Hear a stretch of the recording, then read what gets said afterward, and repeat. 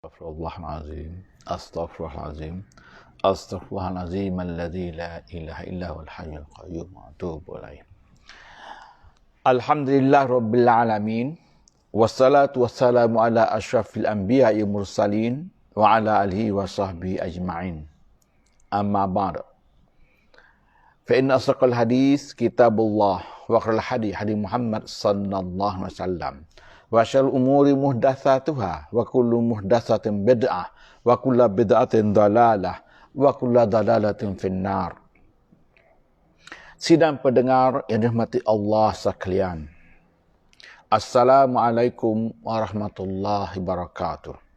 Pertamanya bersyukurlah kita kepada Allah dalam keadaan yang begini, dalam keadaan yang kita sama-sama susah, dan keadaan kita diuji dengan ujian yang begini keadaannya.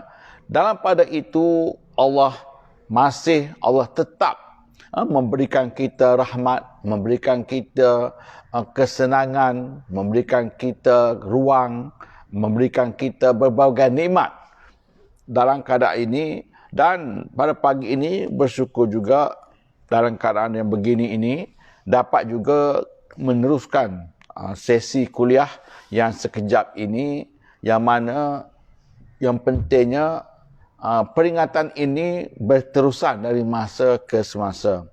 Kita ingat kepada firman Allah Ta'ala, Ya ayyuhallazina amanu sta'inu bis-sabri was-salah innallaha ma'as-sabirin. Wahai orang beriman, murah pertolongan dengan salat, pertolongan salat, dan sesungguhnya dengan kesabaran dan salat, sesungguhnya Allah bersama orang-orang yang bersabar. Dalam usaha kita menangani pandemik corona ini, perbanyakkanlah kita berzikir, berdoa, mohon pertolongan kepada Allah. Dan pada masa yang sama, kita jaga SOP kesihatan yang diberikan oleh KPM, Kementerian Kesihatan, untuk kita menghindari perkara ini merebak. Dan juga yang utamanya juga ialah perbanyakkanlah mungkar, dan tidak ada perkara-perkara yang buruk berlaku di persekitaran kita yang mana ia bertentangan dengan syariat Allah SWT. InsyaAllah perkara ini Allah akan tarik balik perkara penyakit ini, kerana itu ada orang kafir ini akan hadapi dan sedang mereka hadapi sekarang ini berdasarkan kepada firman Allah Ta'ala dan juga hadis-hadis Nabi. Tajuk ini diingatkan disebut orang kafir. Memanglah disebut orang kafir. Sebenarnya walaupun disebut orang kafir, dalam Quran disebut Fir'aun, disebut orang-orang kafir diseksa, disebut Fir'aun. Tapi pada masa yang sama disebut juga dengan kisah Nabi-Nabi. Disebutkan orang-orang kafir itu sebagai pengajaran kepada kita supaya kita jangan seperti itu. Disebut juga syurga dan neraka. Disebut cerita neraka supaya jangan ke situ. Sebaliknya kamu berebut-rebutlah kepada syurga. Wasari'u ila maghfiratin min rabbikum wa jannatin arduhas samawati wal ardu uiddat lil muttaqin. Begitulah juga dalam kubur ini. Seseorang itu apabila dia wafat ataupun dikatakan apabila dia telah meninggal, imam itu akan mendoakannya, Allah maja'al qabrahu raudatan min riyadil jannah. Allah menyatakan qabrahu wala taj'al qabrahu hufratun min hufratin niran. Jadikanlah kuburnya satu taman daripada taman syurga, dan jangan jadikan kuburnya itu satu jurang dari jurang neraka. Jadi syurga ini ada di kubur dan neraka juga ada di kubur. Yang bezanya ialah yang surga sebenar dan neraka sebenar di hari kiamat itu dua tempat yang berbeza. Tetapi dalam kubur satu tempat, tapi tempat ini berbeza. Satu tempat dia akan menjadi surga dan tempat ini juga akan menjadi neraka. Itu diingatkan pada kita. Jadi bab ini untuk terangkan bagaimana yang keadaannya kuburnya itu adalah neraka baginya. Itulah maksudnya keseksaan. Seksa dalam kubur ini kalau kita lihat apa yang berlaku dalam kubur ini sama juga seksa neraka, iaitu antaranya ialah mereka ini dipukul. Kalau di neraka dibakar. Tapi dalam kubur ada juga kuburnya ialah disempit dan didatangi oleh api daripada neraka. Ada juga yang disebut begitu. Itulah kubur kita. Yang diingatkan kepada kita ialah kubur kita ini adalah taman syurga kepada kita. Jangan jadikan seperti orang yang disebut di sini, iaitu orang-orang kafir berbagai-bagai seksa. InsyaAllah kita berbagai-bagai nikmat dalam kubur kita, yang mana kubur itu untuk kita menunggu ke surga kita yang sebenarnya. Diingatkan kepada kita tajuk ini supaya kita ini berhati-hati, berwaspada dalam kehidupan ini. Jangan banyak melakukan kesalahan dan banyakkanlah bertaubat kepada Allah. Jadikan diri kita ini yang sentiasa mengelak daripada kejahatan. Seperti mana dalam satu doa, Allahumma alif baina qulubina wa aslih zata bina wahdina subul salam wa najina minaz zulumatil anur wa jannibnal fawahisha ma zahara minha wa ma batan. Kita jaga diri kita daripada kesalahan supaya kita masuk dalam kubur kita nanti, kita masuk dengan kebersihan. Bersih, tidak ada apa-apa salah. Insya-Allah kalau kita jaga, Allah turut memberi hidayat kepada kita, kita menjaga diri kita ini. Seperti kita hari inilah, kalau sebut COVID, bukan main dari kita jaga supaya tak terkena COVID. Tapi diingatkan kubur, bagaimana kita jaga diri kita daripada siksa kubur, yang mana yang akan diterangkan nanti. Orang-orang kafir ini menanggung kesusahan dan keseksaan dalam kubur. Firman Allah Ta'ala, wa man a'rada 'an zikri fa inna lahu ma'isyatan danka. Maksudnya, dan barang siapa berpaling dari peringatanku, maka sesungguhnya baginya penghidupan yang sempit. Surah Taha ayat yang ke-124. Ulama memberi keterangan ataupun memberi penafsiran, mentafsirkan menurut Sa'id Al-Khudri dan Abdullah bin Mas'ud. Jadi maksudkan penghidupan yang sempit dalam ayat tadi dengan firman Allah Ta'ala, fa inna lahu ma'isyatan danka. Ma'isyatan danka itu maksudnya ialah penghidupan yang sempit. Kalau mengikut Abu Sa'id dan juga Abdullah Mas'ud, ulama tafsir pada zaman Nabi sallallahu alaihi wasallam, pada zaman sahabat, kehidupan yang sempit itu ialah maksudnya kubur, seksa kubur, ma'isyatan danka.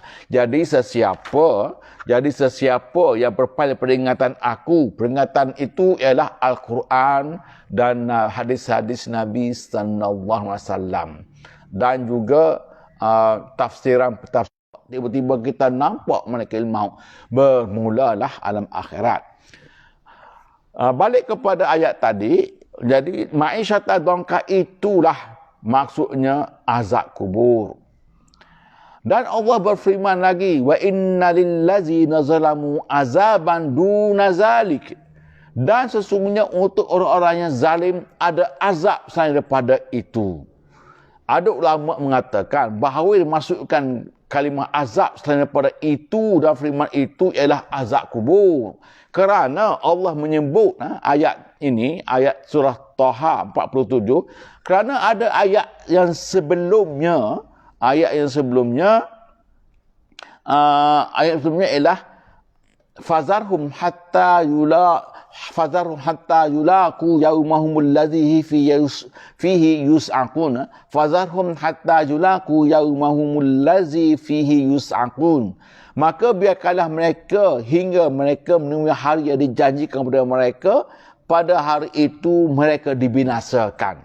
Jadi ulama mengatakan ayat Toha, ayat 47 surah At-Tur, wa inna lillazina azaban duna zalik. Azab dari orang kafir ini, orang yang kafir zalim ini akan menerima azab daripada azab itu. Azab daripada itu ialah azab kubur. Kerana Allah menerangkan sebelum pada ayat ini, mereka akan bertemu pada hari yang akan mereka dibinasakan.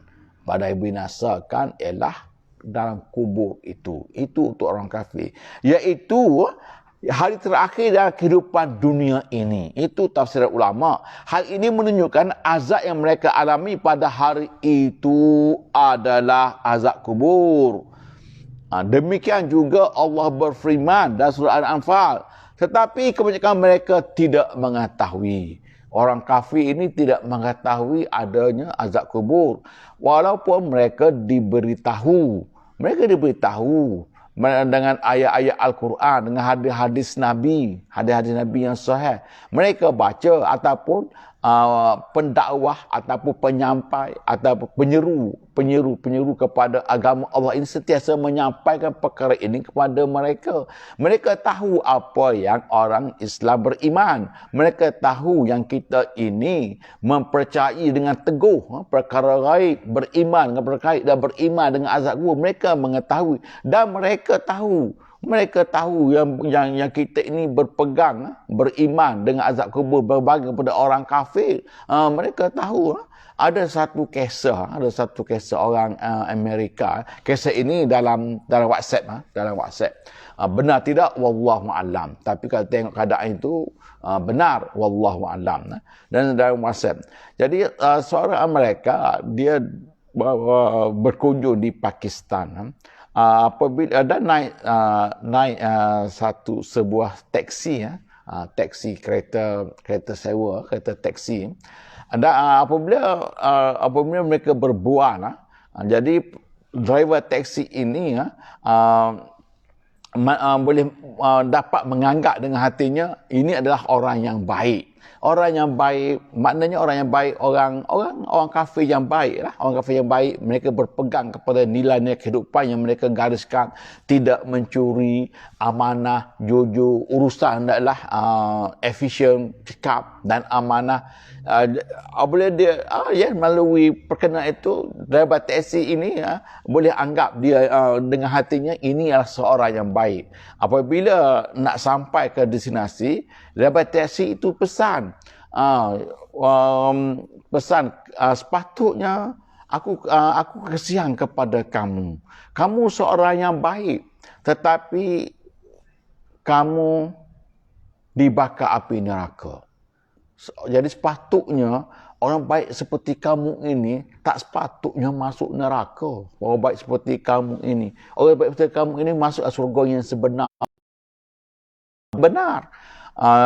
Jadi surga yang benar, masuklah agama Islam. Mana berhenti di situ. Tempat yang dituju pun sampai. Jadi penumpang Amerika tadi pun turun. Dan pemerintah ini dah sampaikan dakwah kepadanya supaya biarlah dia ini menjadi seorang masuk surga yang sebenarnya itu dengan menyebut neraka ataupun seksa kubur lah. Kalau kita di sini apa yang kita bincang di sini, neraka itu termasuk juga seksa kubur. Dia mengkaji dan menyelidik, akhirnya dia menerima. Allahu Akbar. Dia pun masuk Islam. Dengan hanya menyampaikan perkataan itu, dia ingatkan kubur sahaja. Maknanya dia ialah hidayah Allah Subhanahu Taala. Begitulah diingatkan juga kepada kita dah Islam. Yang tinggal lagi ialah amalan soleh masing-masing. Seperti diingatkan dalam satu hadis Nabi maksud, apabila kamu mati, kamu akan dihantar 3 perkara. Harta kamu hantar kamu, keluarga kamu hantar kamu, amalan soleh pun harta kamu. Dua itu akan pulang. Harta kamu akan pulang. Kereta mewah kamu pulang. Isteri kamu akan pulang. Isteri 1, 2, 3, 4 pun akan pulang. Dan esok lusa kahwin lain lah. Yang tinggal bersama kamu ialah amalan soleh. Itu diingatkan kepada kita. Balik kepada tajuk ini. Jadi orang kafir itu jadi masukkan hari terakhir di situ. Maksudnya yaumahumul ladzi fihi yus'aqun. Itu adalah hari itu maksudnya seksa kubur, azab kubur. Tetapi mereka tidak mengetahui ataupun mereka ini hanyalah dengar tetapi buat tidak tahu kerana keengganan, kerana hati ataupun kerana diri mereka ini menganggap mereka ini lebih benar daripada kitab Allah. Yalah, sebab itu semua Allah Ta'ala maknanya Fir'aun ini dikepung azab yang buruk. Dikepung azab yang buruk dalam kubur. Dan apabila diazab, selepas diazab, apabila diazab kembali kepada asal, diazab lagi, dan apabila terseksa, ditunjukkan pula kubur pada pagi dan petang. Pada pagi dan petang ditunjuk kubur. Itulah orang kafir.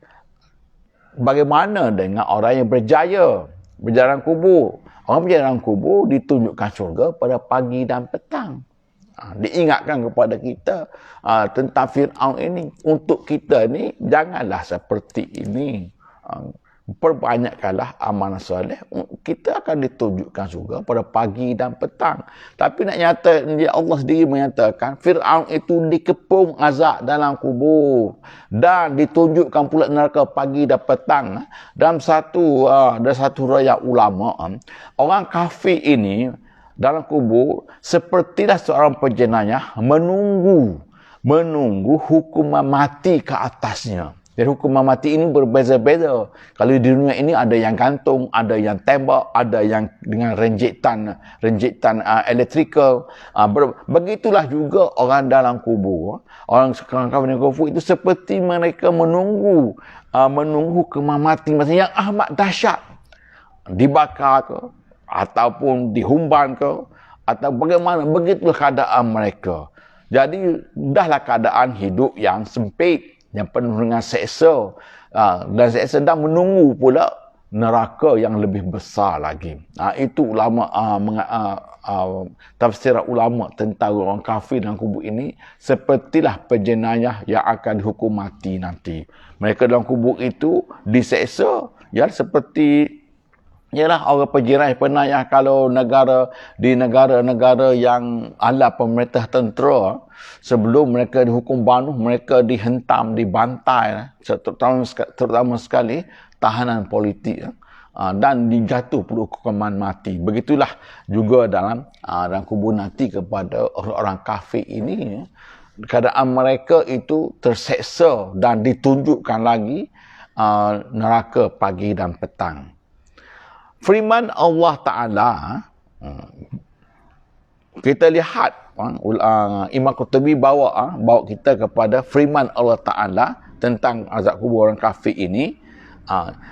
Alhaakumut takasur hatta zurtumul maqabir kalla sawfa ta'lamun summa kalla sawfa ta'lamun.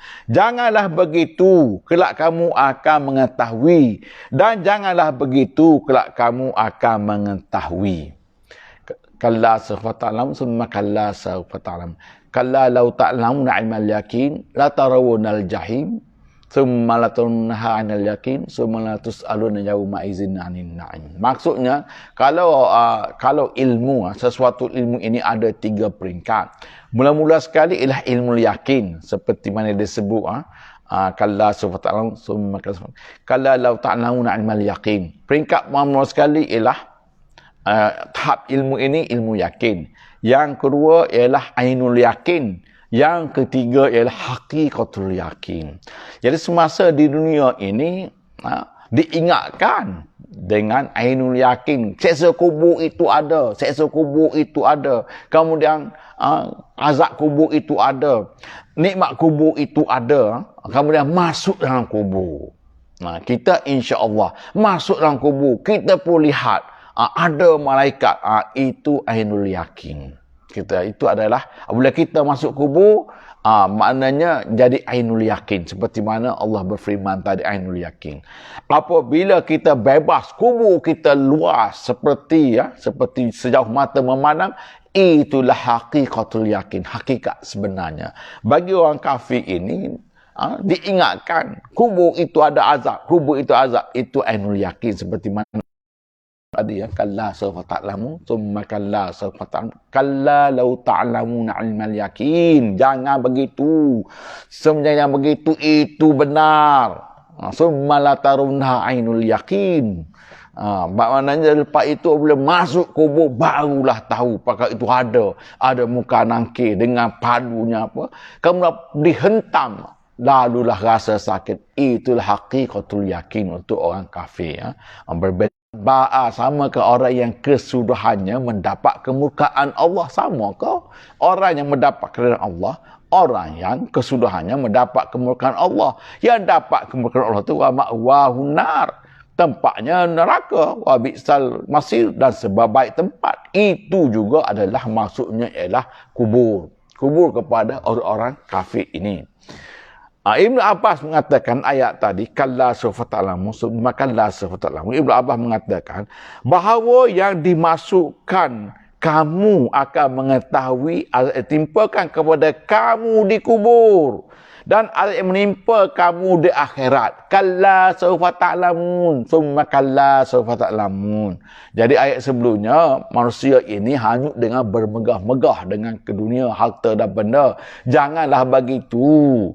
Nanti kamu akan mengetahui, dan kamu akan mengetahui. Ibnu Abbas mengatakan, Ibnu Abbas ini ialah ahli tafsir yang termasyhur pada zaman sahabat. Dia mengatakan, jangan kamu akan mengetahui di situ adalah azab kubur dan hari akhirat nanti.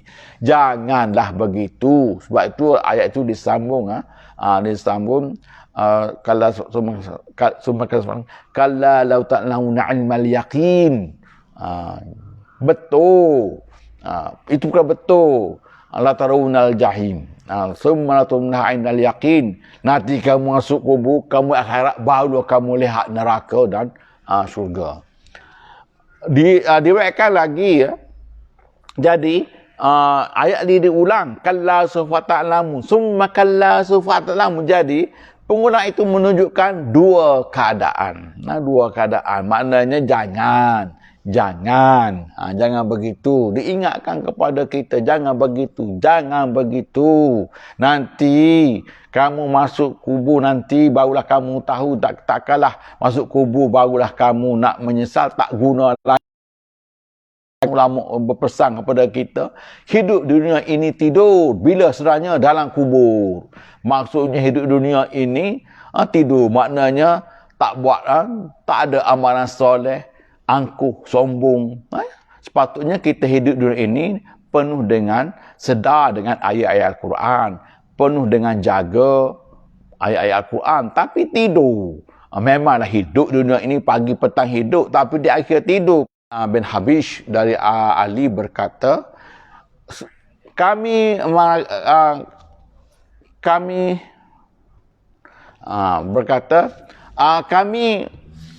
bertanya azab kubur,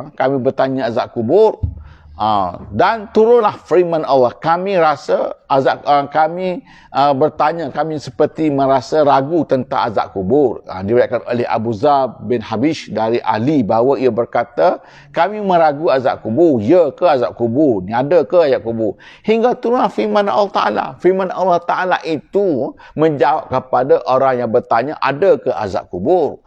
Alhaakumut takasur hatta zurtumul maqabir. Kalla sawfa ta'lamun thumma kalla sawfa ta'lamun.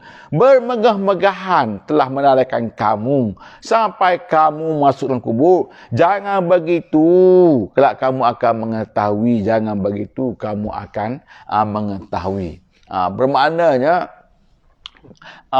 zaman tu, ialah pada zaman itu ada orang tanya tentang kubur. Ya ke ada kubur? lalu turunlah firman Allah Ta'ala membenarkan bahawa azab kubur itu ada. Janganlah begitu dan janganlah begitu. Diingat kepada kita bahawa itu adalah azab kubur. Di sana kamu akan ditanya summalatus alun yauma izin anin na'in. Apa yang Allah kurniakan kepada kita ditanya, ditanya kepada kita. Bahkan di akhirat nanti ditimbang, dikira, dihisap satu persatu. Akhirnya kita pun menerimalah kitab kita dari sebelah kanan. Sebelah kanan. Kalau orang yang terseksa, kitab itu akan menerima daripada arah belakangnya atau daripada arah tangan kirinya. Jadi firman itu maksudnya mengetahui seksa dan azab di kubur. Dalam hadis Hasan, riwayat Tirmizi, Abu Hurairah berkata, kubur orang kafir itu disempitkan oleh malaikat hingga membuat tulang-tulang remuk, dan itu merupakan kehidupan yang sempit. Ma'isyatan dangka. Diriwayatkan oleh Ibnu Majah dari Abu Hurairah bahawa Rasulullah sallallahu alaihi wasallam bersabda, kamu tahu untuk siapa ayat, maka sesungguhnya baginya penghidupan yang sempit. Balik kepada ayat tadi. Kamu tahu tak ayat itu untuk siapa? Iaitu firman Allah Ta'ala, ma'isyatan dhanka, dan kami akan menghimpukan pada hari kiamat dalam keadaan buta. Dan dua ayat itu diturunkan kepada siapa? Dan kamu tahu apa yang dimasukkan dengan penghidupan sempit. Para sahabat menjawab, Allah dan Rasulnya yang tahu. Baginda sallallahu alaihi wasallam bersabda, itu adalah seksa orang kafir dalam kubur. Demi Allah yang jiwaku berada dalam genggamannya, sesungguhnya akan dikuasakan kepada mereka 99 ular naga.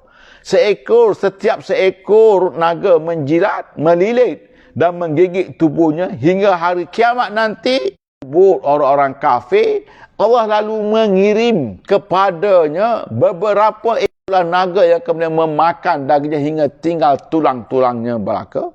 Lalu Allah menyuruh mereka yang bisu dan buta menyeksakan dengan pukulan. Itulah orang kafir. Azab yang bertindih-tindih. Selalu diingatkan azabun syadid, azabun alim, azabun muhin, azabun syadid, azabun alim, syadidul azab. Allah ingatkan supaya kita semua itu dapat mengelak. Dapat mengelak. Kerana perkara itu kita boleh elakkan. Kerana Allah dah turunkan. Allah turunkan utusannya. Allah turunkan Rasulnya, terangkan satu-satu jalan yang benar untuk mengelak perkara buruk ini. Jadi Nabi itu membawa jalan siratal mustaqim. Dan siratal mustaqim ini mengelakkan kita semua daripada perkara ini. Lawan siratal mustaqim itu siratal batil. Jalan al-haq wal batil. Jalan yang batil, jalan yang terbatal, tak boleh dikira langsung, dah batal, yang tak boleh dipakai. Kalau dalam sukan batal, tak ada mata, kosong. Maknanya